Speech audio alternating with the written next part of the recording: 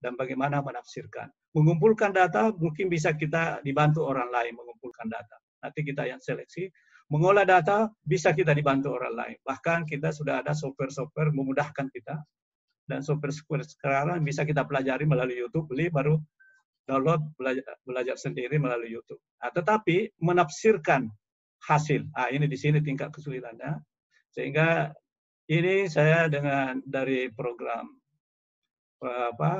proaktif akademisi nanti ada session khusus untuk 6 ini sekaligus dengan 5. Dan ini juga salah satu hambatan teman-teman di S2 dan di S3 membuat ini nomor 6.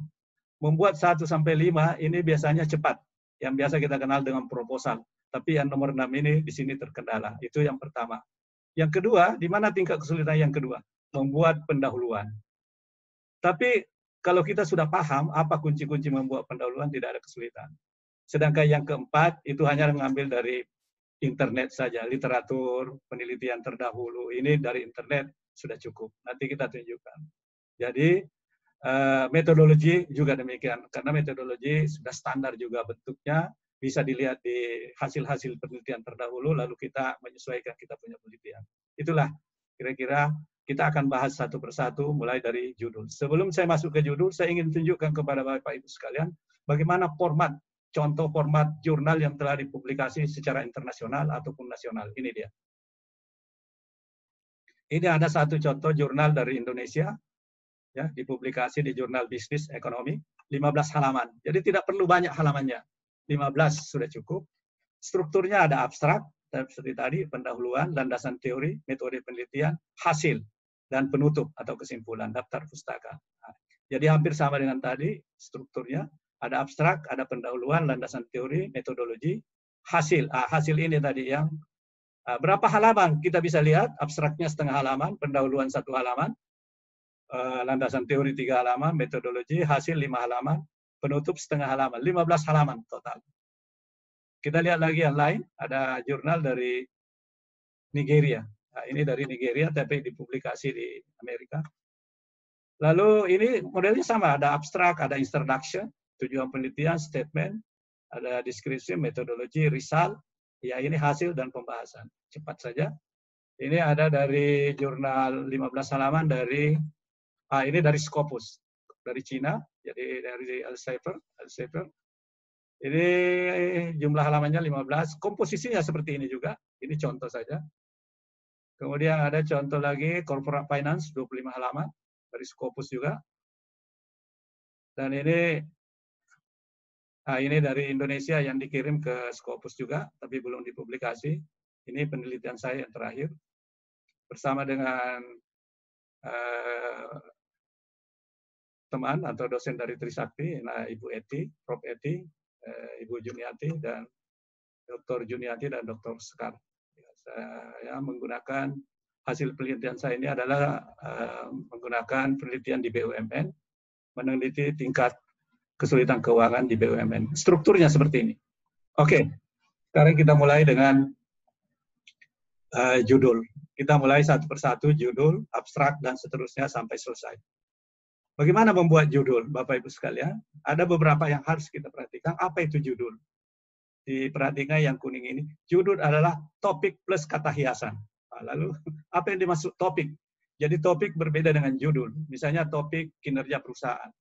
Tapi judul adalah faktor yang mempengaruhi kinerja perusahaan. Jadi apa beda topik dengan judul? Inilah bedanya. Lalu bagaimana menempatkan topik di dalam judul? Ini ada petunjuk di bawah. Topik ditempatkan di depan atau di belakang judul.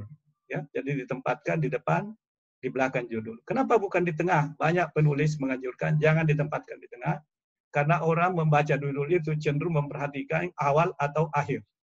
Jadi tempatkanlah topik itu di awal atau di akhir. Seperti contoh tadi, faktor yang mempengaruhi kinerja perusahaan. Berarti topiknya kinerja perusahaan. Penulisan karya ilmiah, ini topik.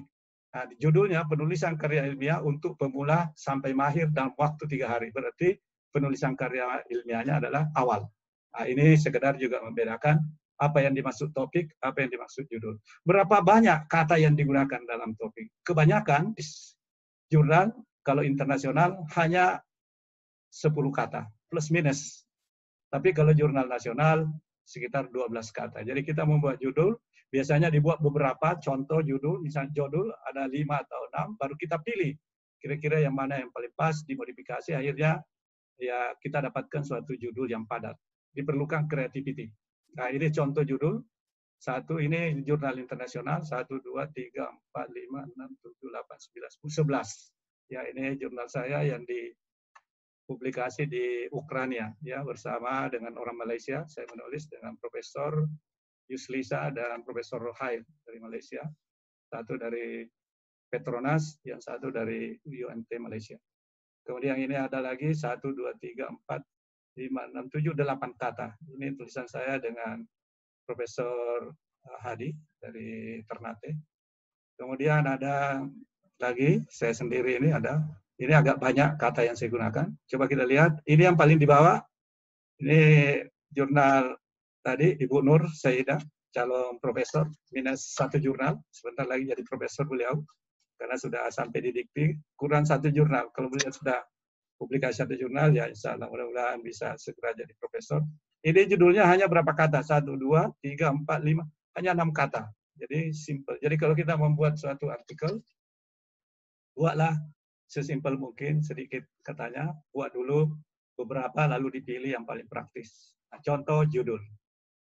Ini contoh-contoh judul. Banyak. Nah, ini seperti ini. Judul dari Indonesia ini panjang-panjang. Ini mungkin ada 20 kata. Kalau kita di disertasi, biasanya kalau penulisan tesis 20 kata. Ada yang mensyaratkan begitu. Tapi tidak menjadi standar, hanya kebiasaan. Ini banyak contoh-contoh, silakan Bapak Ibu nanti bisa lihat di slide share saya. Kita lanjutkan yang kedua, dari judul kita masuk ke abstrak. Abstrak, di mana letaknya abstrak ini? Saya ingin memberikan contoh dulu, di mana letaknya abstrak. Ini ada contoh jurnal internasional, jurnal dari Elsevier tadi. Nama jurnalnya adalah Journal of Business Research. Nama publikasinya adalah Elsevier. Jadi ini ada publikasinya, publishernya, ini jurnalnya. Di mana letaknya abstrak? Abstrak ini berada di atas pendahuluan, introduction. Ya. Setelah judul, nama penulis, di sinilah letaknya abstrak. Coba Bapak perhatikan, Bapak Ibu sekalian, abstrak itu tidak banyak, ya sedikit saja.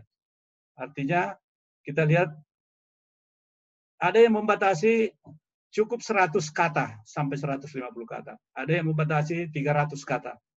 Ya, jadi abstrak ini tidak perlu terlalu panjang. Apa isinya abstrak ini?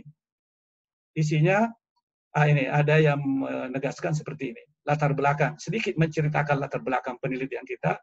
Kira-kira kalau dijumlahkan total katanya itu 10%. Lalu pendekatan masalah, metode yang kita gunakan juga 10%. Tapi hasil yang kita temukan ya harus diungkapkan 55% di sini, dan kesimpulan 25%. Kira-kira komposisinya seperti ini. Kalau kita menulis 100 kata, inilah kira-kira. Abstrak merupakan tulisan sederhana yang tidak terlalu panjang dengan jumlah kata yang telah dibatasi. Jadi setiap publisher, setiap jurnal dia punya standar. Jadi kalau kita melebihi, langsung dikembalikan. Supaya kita merevisi lagi, jumlah katanya disesuaikan. Oleh sebab itu, saran kami kepada Bapak Ibu sekalian yang mau membuat artikel, sebelum mempublikasi, sebelum membuat jurnal, memfinalkan jurnalnya untuk dikirim ke salah satu publisher, buka publisher itu atau jurnal itu, lihat contohnya, formatnya, berapa kata yang digunakan, misalnya abstrak, kita ikuti itu. Oke, ini mengenai abstrak. Kita lanjutkan yang ketiga, pendahuluan. Karena ini waktu kita dibatasi, pendahuluan atau introduction. Ini adalah salah satu tingkat kesulitan yang sering dihadapi oleh teman-teman atau rekan-rekan dosen mahasiswa pada saat membuat suatu karya ilmiah di introduction.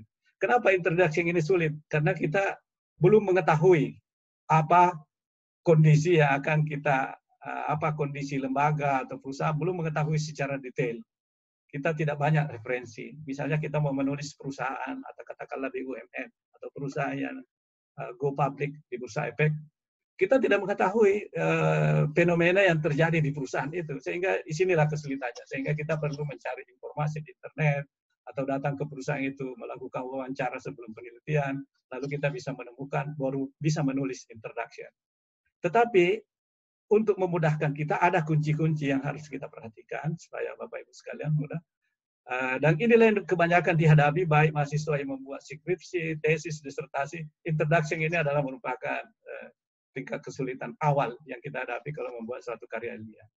Tetapi untuk memudahkan di jurnal, di karya ilmiah, biasanya memang dibatasi, jangan terlalu banyak. Porsinya kira-kira hanya 10% saja. Kalau jurnal kita, artikel kita 10 halaman, cukup 1-2 halaman saja, jangan terlalu banyak. Apa isinya? Ada yang membuat seperti ini. Menurut D tahun 75, seharusnya harus menulis tentang apa yang masalah yang kita teliti. Tinjauan pustaka yang terkait dengan masalah yang kita teliti, metode penelitian kita, dan menunjukkan bagaimana pentingnya penelitian itu. Banyak pendapat-pendapat mengenai pendahuluan ini, Bapak Ibu bisa baca. Tetapi secara umum pegangan kita ini 7. Jadi suatu pendahuluan secara umum yang